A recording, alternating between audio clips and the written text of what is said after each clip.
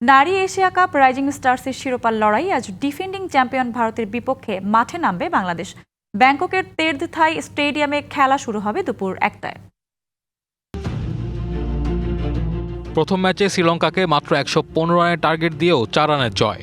পরের ম্যাচে থাইল্যান্ডের সাথে 104 রানের টার্গেট তাড়া করতে অনেকটা হারতে বসেছিল ফাহিমারা। রক্ষা পেয়েছিল ইয়াসমিনের শেষ ওভারের 4-6। সেমিতে ব্যাটিং ধসের পর 111 রানের টার্গেট দিয়ে 54 রানের বড় জয়। ব্যাটিংয়ে বারবার ব্যর্থ হলেও বোলিংয়ের গভীরতা দিয়েই টুর্নামেন্টের ফাইনালে বাংলাদেশ।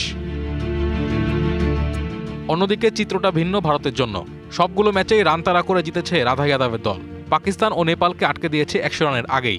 সেমিতে শ্রীলঙ্কাকে 118 রানে আটকে জয় তুলে নিয়েছে 14 ওভারেই।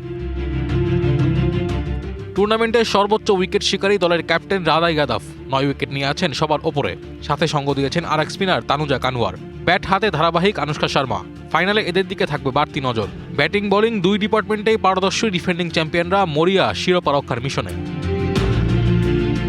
বাংলাদেশের বাড়তি নজর থাকবে সানজিদা আক্তার মেঘলার ওপর। 7 উইকেট নিয়ে টুর্নামেন্টের তৃতীয় সর্বোচ্চ উইকেট শিকারী মেঘলা। এছাড়াও সেমিতে ছন্দে ছিল ক্যাপ্টেন ফাহিমা খাতুনের ব্যাট। 32 বলে তুলেছেন 40 রান, পেয়েছেন 2 উইকেটও। আগে বল করে ভারতকে অল্প রানে আটকে দিলে সম্ভাবনা তৈরি হবে বাংলাদেশের জন্য। যদি আগে ব্যাট করতেই হয় তবে বোর্ডে জমা করতে হবে ভালো রান। সব মিলিয়ে প্রথম শিরোপার জন্য ভারত বধে মরিয়া বাংলার বাঘিনীরা। Naim Hamid, DBC news.